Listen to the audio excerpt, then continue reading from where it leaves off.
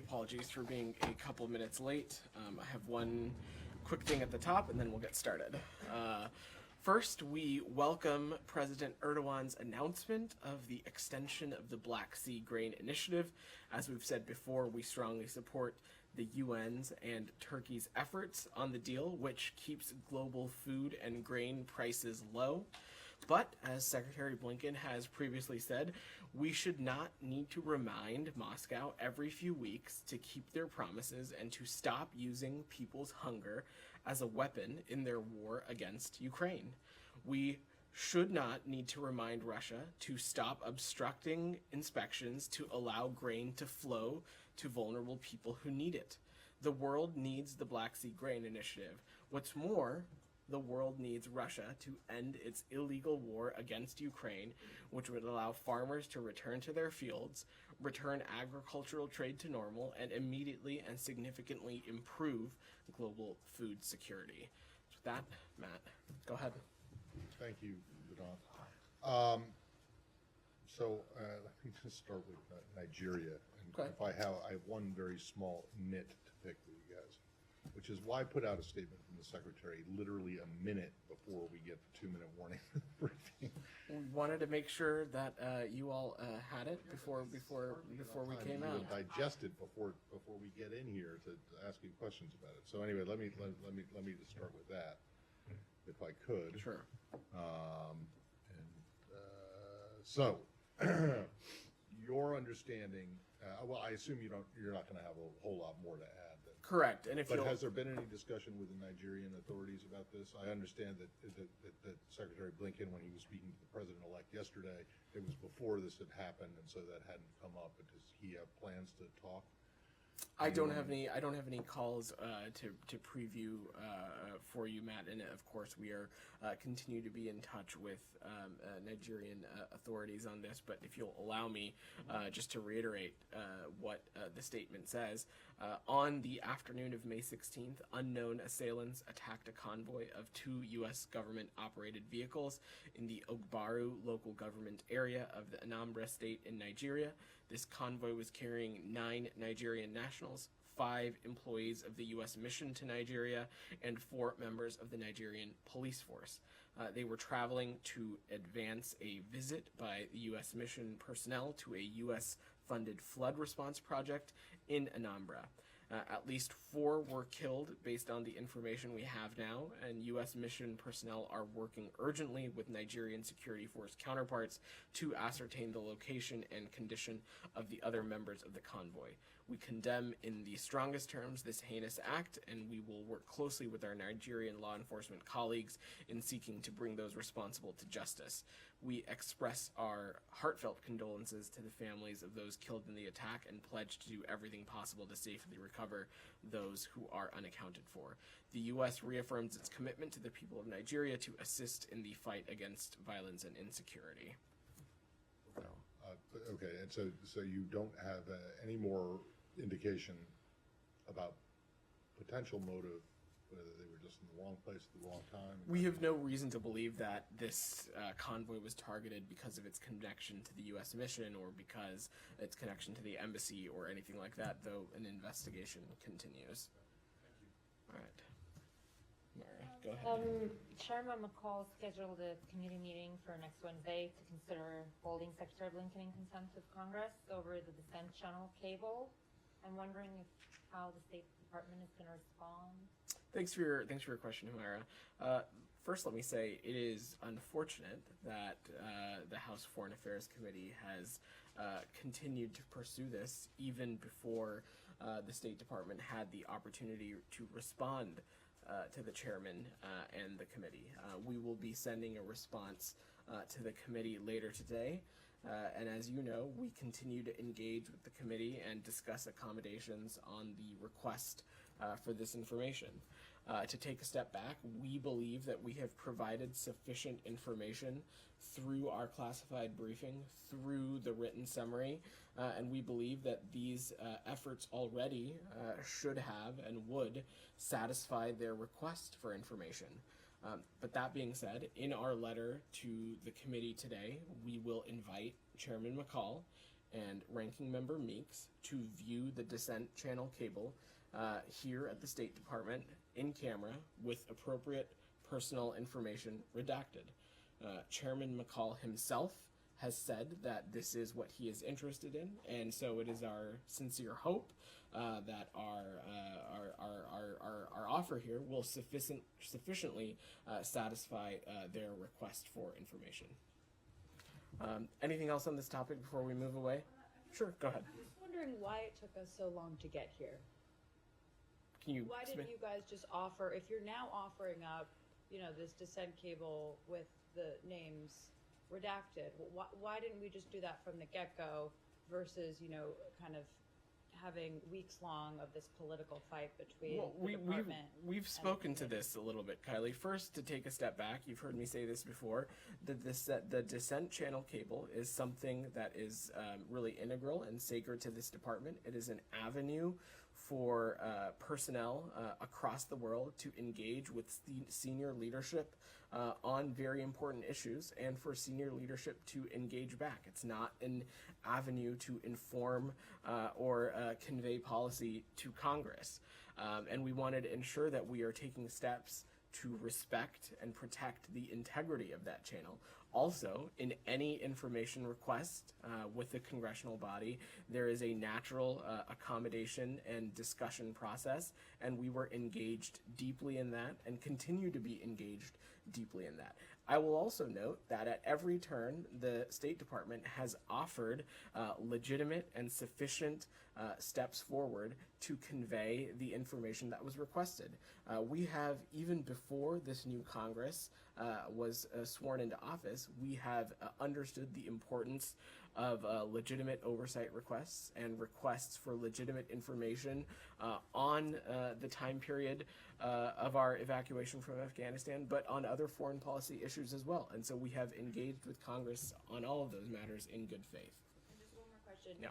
The concerns that you guys have stated have pointed to, the sanctity of the Dissent cable channel in this building, and not wanting to disrupt that. So you believe that the action that you guys are following through with now, providing them this cable without the names, still protects the sanctity of that channel in this building? We do. We believe that. We also believe, Kylie, and I want to stress this, that the steps that we had taken previously, a classified briefing, an in-depth written summary of these documents, sufficiently met the mark when it came to their information request as well. Anything else on this before we move away? One more thing on this, and that is Chairman McCall also wants to see Secretary's response to the Dissent cable. Is that included in this offer, or have you guys already turned that over because it is not protected in the same way as the? I'll have to check on the specifics on that, Matt, but we can get back to you on that piece. Anything else on this before we move away? Go ahead, Saeed. Thank you. I have a couple of questions on the Palestinian issue and one question on Syria. Sure. There's apparently very severe restrictions imposed by the Israeli Foreign Ministry on the entry of foreign nationals, including Palestinians. And, per the reform that was introduced back in 2022. I know that you talked from behind this podium on this issue before, but is this something that you raised with the Israelis while discussing the waiver issue? Of course, Saeed. We engage with the Israelis on a number of issues, including this one, and we engage with them on these procedures that I know you've asked me about before that were unveiled, I believe, in the fall, that, as you know, impact the entry, the study, and the work and residence of potentially thousands of people to and in the West Bank. Our view is that we seek equal treatment and freedom of travel for all U.S. citizens, regardless of national origin, religion, or ethnicity, including, of course, Palestinian Americans seeking to enter or transit through Israel. And we fully expect the government of Israel to ensure transparency as well as fair and equal treatment for other foreign nationals traveling to and in the West Bank. Thank you. I know I asked you about the march yesterday, Mm-hmm. but in view of what the Prime Minister said apparently in a TV interview a couple of days ago, that they will continue the assassination, and he said those words, and that we will assassinate anyone who disrupts the march and so on. It is really a very volatile issue. Are you more concerned today than you were yesterday? I've not seen those comments specifically, Saeed, so I'm not going to comment on those themselves. But what I will say generally is that you heard me say this yesterday. We are urging all parties to maintain calm, to exercise restraint, and to refrain from actions or activities or rhetoric that would escalate tensions.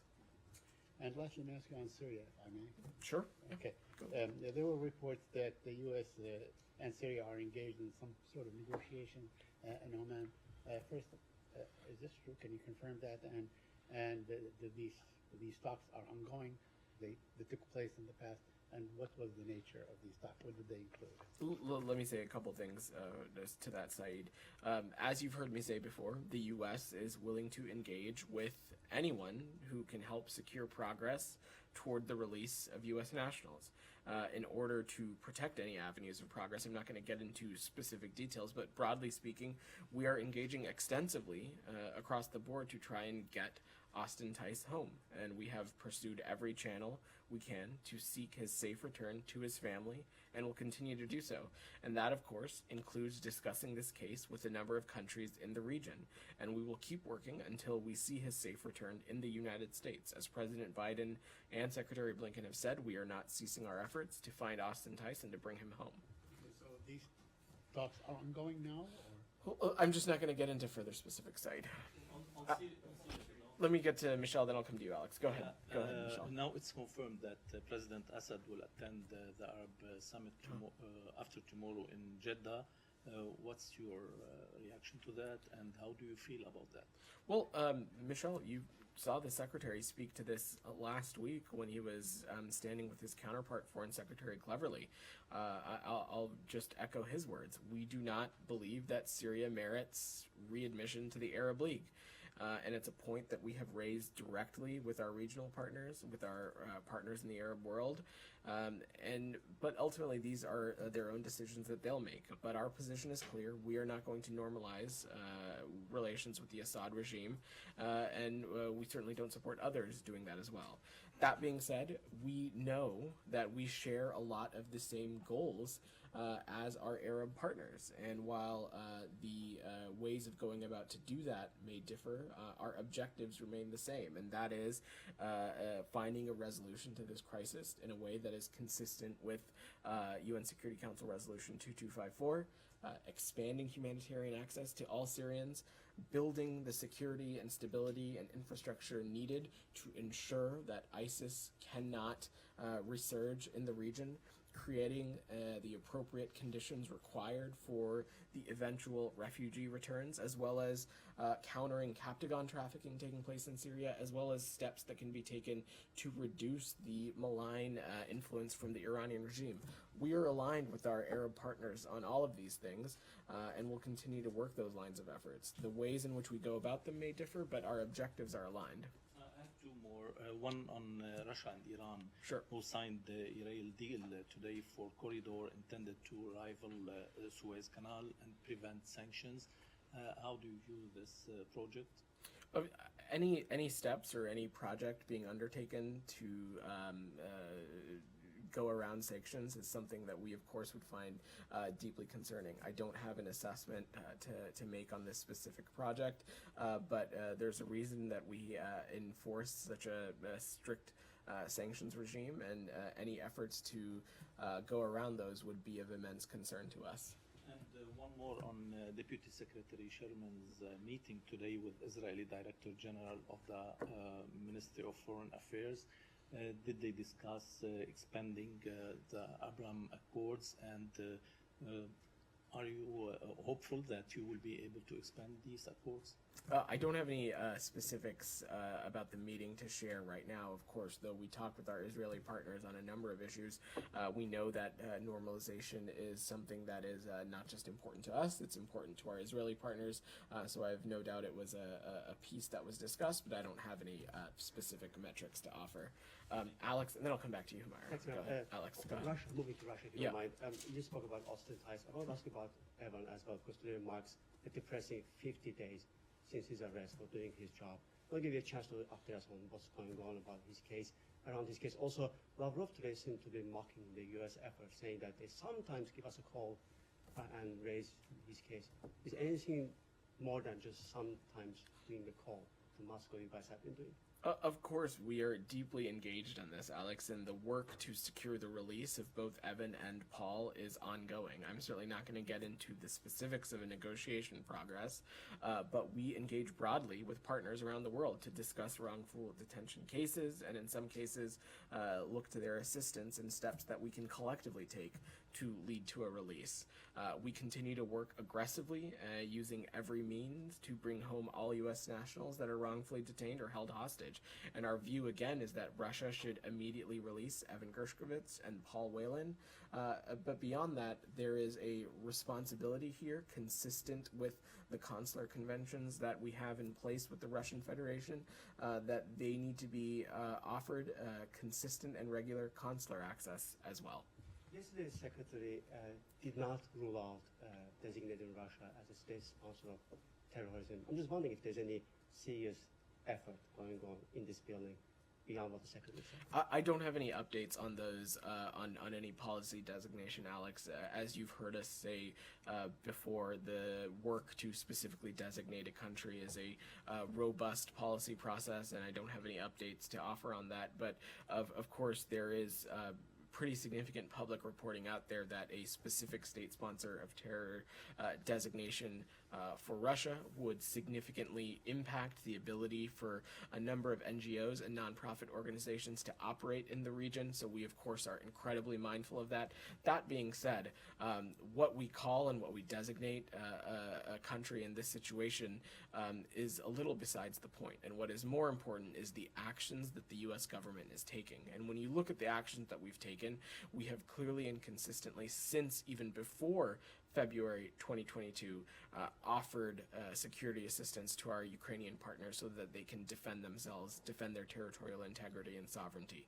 We have taken steps to hold the Russian Federation accountable through sanctions, export controls, and other measures that we're seeing has a clear impact on the Russian economy. Multinational corporations are leaving Russia, choosing not to do business anymore. We are seeing clear public reporting of the Russian economy shrinking. So we know that our actions are taking effect and having a real impact, and we'll continue to do so. Designation is not off the table. That's what I we just don't have any update to offer on that. Also, okay, I'm going to go to Humayra. Okay, go ahead. Oh, my Go ahead. sorry, you mentioned, you thanked the Turkish president. You also mentioned that Secretary said we should not do that every couple of weeks. My question is, what are you guys doing to make sure that this is not, we are not back to the 0 point again 2 months from now? Of course, on the Black Sea Grain Initiative, we think it's really important that it was extended. We have long taken issue with Russia's efforts to not just undermine the deal, but also Russia's efforts to weaponize hunger and weaponize food insecurity. And so this is, of course, something we welcome that it was extended, but it shouldn't have been needed in the first place. But broadly, we'll continue to work every channel that we can in conjunction with the UN and our Turkish partners to make sure that it's extended for as long as it's needed. And we'll also continue to take steps to hold the Russian Federation accountable when needed. Humayra, go ahead. Since President had to cancel his visit to PNG yesterday, there is a lot of disappointment. They had declared Monday a public holiday in honor of his arrival. So I'm wondering if Secretary or anyone else from the administration is going to go to PNG. What are the plans? And there is quite a lot of commentary out there that it's a blow to U.S. credibility in the region as a consistent partner.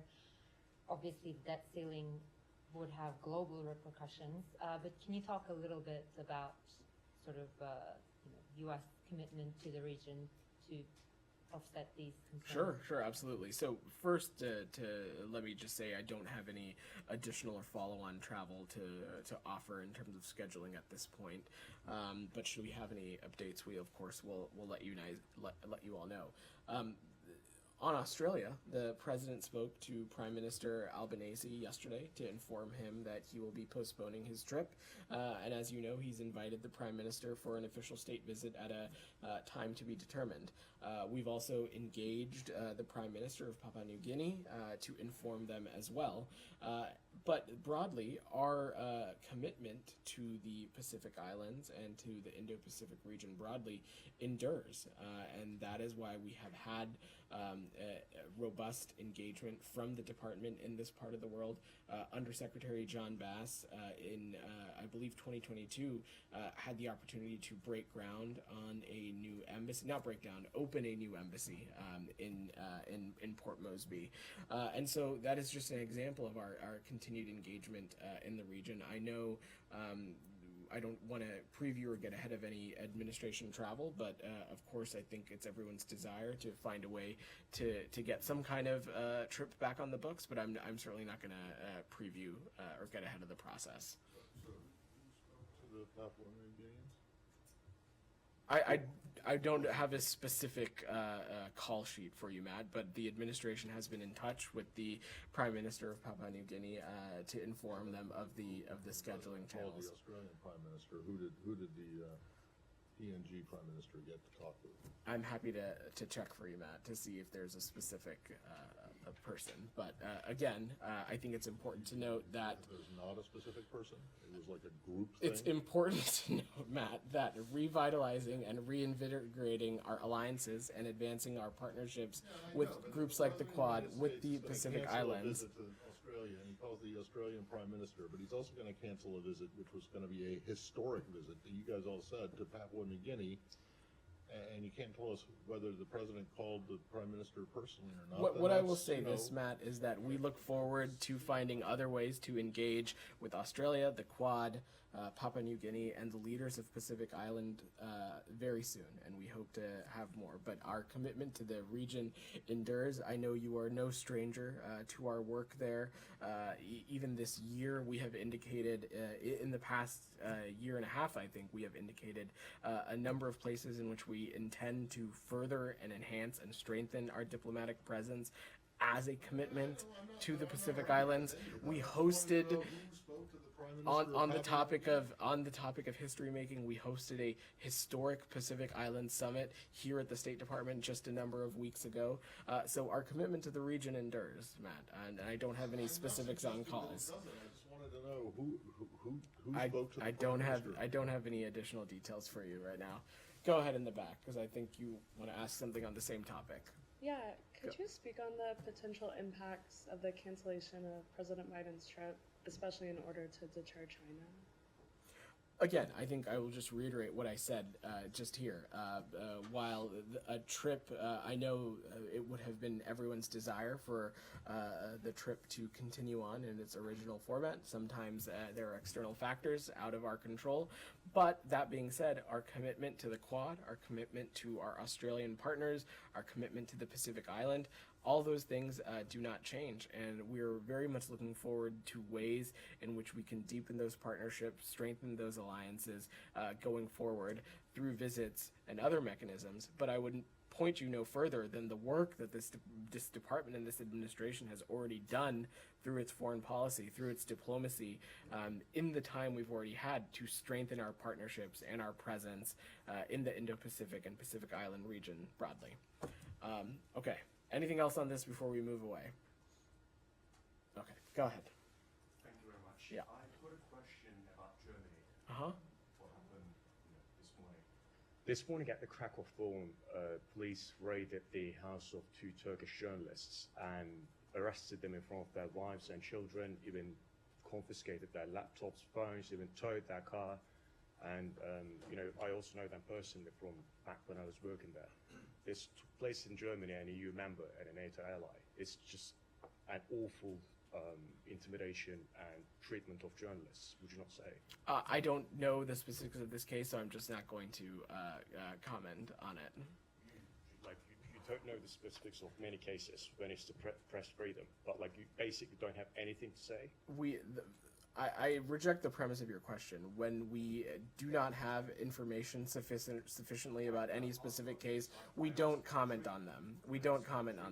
And so this is an issue. I'd let you speak to local German law enforcement. They can speak to more about this. I'm not familiar with this case. I don't have anything to offer on that. Broadly, of course, the treatment of journalists and press freedom is something that many in this department, including the secretary, have spoken quite clearly about, but I have nothing additional to add on this. Go ahead, Olivia. Back on Nigeria, Yeah. the visit to the flood response project that was mentioned in the secretary's statement, is that proceeding as planned or is that off? I'm just curious if there are measures being taken to limit the U.S. mission's exposure at this stage, or are sort of security protocols and practices staying more or less the same? I'm not going to get into the specifics about the embassy's forthcoming planning, but what I will just note is that our mission in Nigeria has a robust travel planning process and procedures in place. Of course, after this concludes, the response to this incident will take a look at those procedures and ensure that they remain appropriate. But I will also just note that U.S. mission personnel made multiple trips to the state in recent months and experienced no security incidents. And at the time that the decision was made to travel there for this advance route, there were no known threats to the U.S. mission in Nigeria at the time. Understanding unknown assailants, unknown motive, Yeah. No indications that an American leg was targeted. Has that been ruled out, or it's still part of the I investigation? think, as I said in speaking to Matt's question, the investigation is ongoing, but again, we have no reason to believe at this time that this took place because of the affiliation to the U.S. mission in Nigeria. All right. A separate question about the American sentenced in China. Sure. Just for an update. Before that, have you guys explained where these people worked? Did they work at the consulate in Lagos or at the embassy in Abuja? My understanding is that they worked at the embassy in Abuja, but if I have an update to that, I will let you know. On the American sentenced in China, just an update. Have you requested consular access? Has there been any engagement with the Chinese on his case? So I don't have anything additional to offer on this. I spoke about it a number of times this week. We are aware of the sentencing of a U.S. citizen in the PRC. When a U.S. citizen is detained overseas, we take appropriate steps to offer all appropriate assistance, but due to privacy considerations, I don't have more that I can offer on this. Without offering specifics, has there been any engagement with the Chinese? Again, all I can say is that we're aware of the reports of the sentencing. Gita, go ahead. I'm going to go back to Michelle's question about the Russia-Iran question. He mentioned the rail project. Now, Iran and Russia have recently signed on for several projects. Like, for example, apparently one Russian bank opened a branch in Iran, and Russia is also considering investment in Iranian oil fields. Now, you mentioned enforcement of sanctions and sanction evasion. Do you see Russia, Iran, economic cooperations all in that vein, in them trying to evade sanctions? I'm not going to paint it with a broad brushstroke, Gita, but what I will offer on this is that we have not parsed our words about the deepening of the cooperation between the Russian Federation and the Iranian regime. We spoke to that earlier this week, and candidly, it is a situation in which, in the security context, support is flowing both ways, from Iran to Russia and Russia to Iran. In the economic context, we, of course, are going to continue to monitor and pay close attention, but any efforts to go around sanctions would be of immense concern to us, and something that the United States would not hesitate to take further action on. Go ahead. The U.S. official told Wall Street Journal that the drone strike that killed a U.S. contractor and wounded several U.S. personnel in Syria on March 23rd was launched by Iranian-backed groups in Iraq. Can you confirm that this attack was conducted by the Iranian-backed militia in Iraq? And if say so, will there be any response or action against these groups? The activities of Iranian-backed militias and proxy groups, not just in Iraq but in the region broadly, continues to be something of immense concern to us that we raise directly with partners in the region, including the government of Iraq. But specifically on this, I don't have anything to offer from here. I will let my colleagues from the Department of Defense speak to that. What I will just note is that this administration has not hesitated to take steps to ensure that our personnel are kept safe, but I don't have anything else to offer on that. Is there anything that puts you in a position that not to pursue or to following the groups in Iraq that making threats on U.S. personnel? I just don't have any other assessments to offer on this from here. Yeah. The Kurdistan region of Iraq is scheduled to have an election later this year, which they should have last year. But there are still many disputes between the political parties, and the dispute is mainly on the minority position in the parliament, which they have 11 seats. Then the question is that, have you touched this issue with the Kurdish political leaders? And second, will there be any engagement or encouragement to this matter? Well, we commend Kurdish parties for coming together to resolve issues through dialogue, Iraq in general and the Iraqi Kurdistan region in particular. These steps are benefited when its leaders are focused on the needs of the people, and we encourage them to build on the momentum. We welcome the efforts by the parties to reach an agreement on holding Iraqi Kurdistan parliament elections later this year. Go ahead. Yeah. The latest DPRK state media report, North Korea military spy satellite #1 is ready for loading. Do you have any indication that North Korea would launch that spy satellite in imminent future, as well as its 7th nuclear test? And are you preparing any strong response to its launching, including additional sanctions? Well, any DPRK launch that uses ballistic missile technology would also include SLVs used to launch a satellite into space, and that would violate multiple UN Security Council resolutions. We have been very clear that we urge the DPRK to refrain from further threatening activity and call on Pyongyang to engage in serious and sustained diplomacy. We've also been very clear about our unwavering commitment to the denuclearization of the Korean Peninsula, as well as seeking dialogue with Pyongyang without preconditions. In terms of actions, we of course continue to have a number of tools at our disposal to hold the DPRK accountable. You have seen us take those steps, and we will continue to do so. In the back, go ahead. Yes, members of the Select Committee on the Chinese Communist Party are going to visit the UK tomorrow to work with members of Parliament on hashing out a China strategy. Has the State Department been coordinating with the Select Committee on that visit, and does the administration have any hopes that the UK might still embrace de-risking over engagement with China? Sorry, I missed the first part of your question, if you could repeat Members that. of the Select Committee on the Chinese Communist Party are going to the UK tomorrow to work with members of Parliament on hashing out a China strategy between the two nations. I was wondering if the State Department has been involved in coordinating any of that trip. I will let the Select Committee speak to their own travels, but broadly, we have a China strategy. Of course, Congress plays an important role in that piece, but as it relates to our British partners, you've heard the Secretary speak quite clearly about this. Even you all heard from Foreign Secretary Cleverly last week.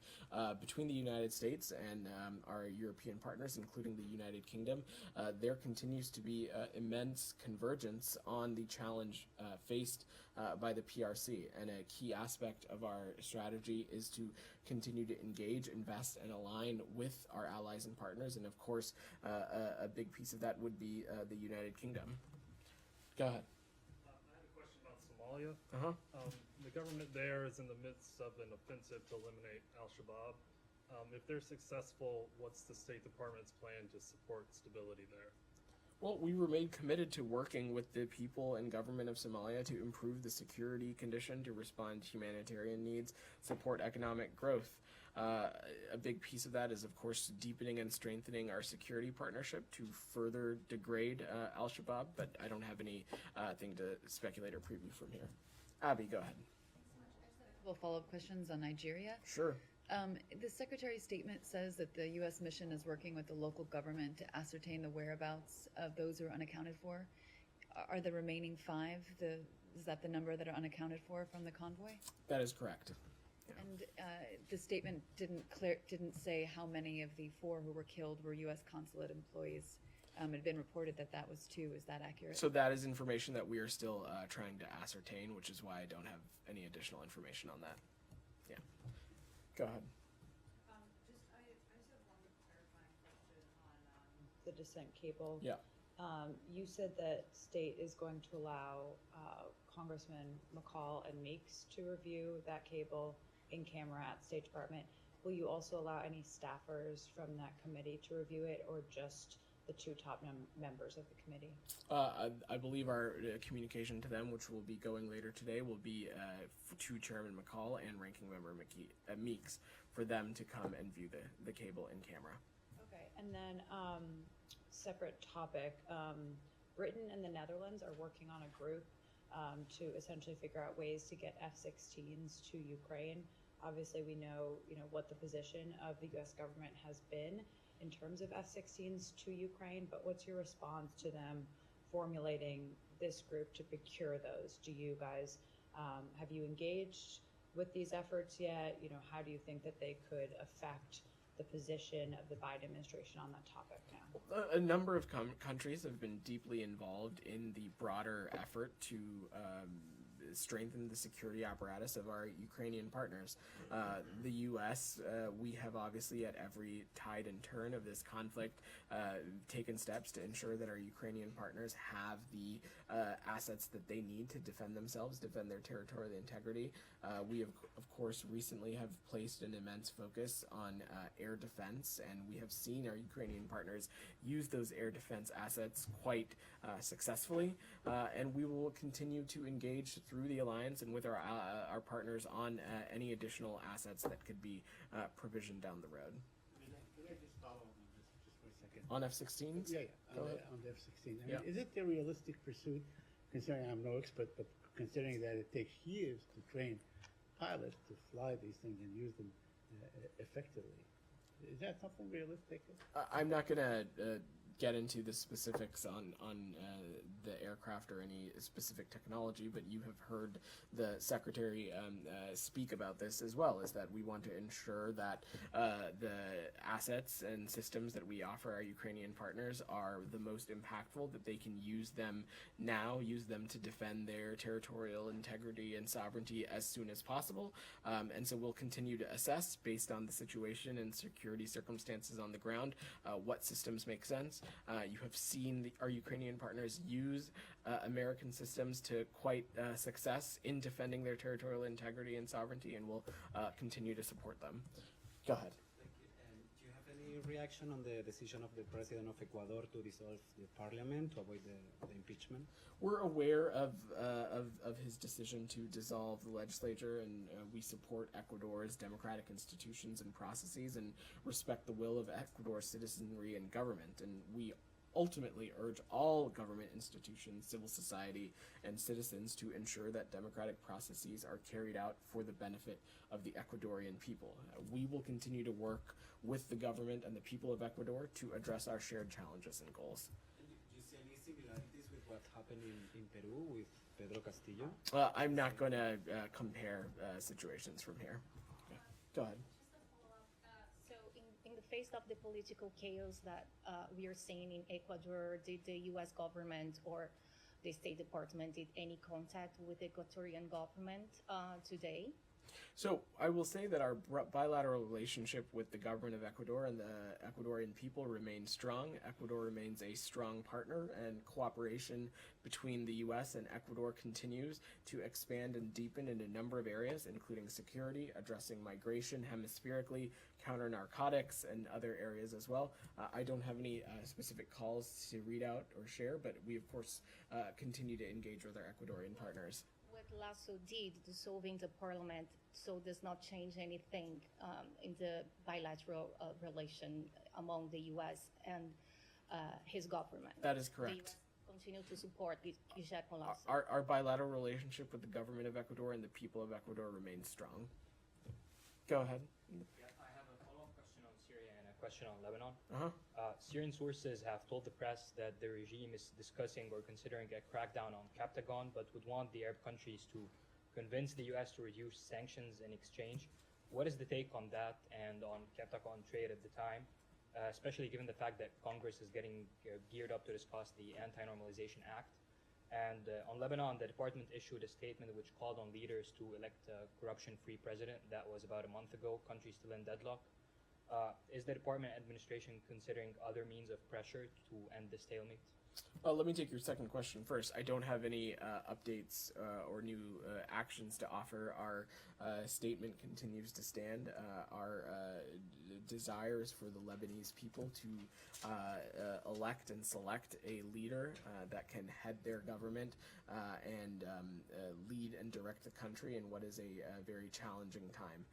On Syria, I want to be very clear about this, and we have been very clear with our partners in the Arab world that we are going to stand by our core sanctions principles. And we have been consulting with our partners about their plans and making it clear to them that we do not intend to normalize with the Assad regime and that our sanctions are going to remain in full effect.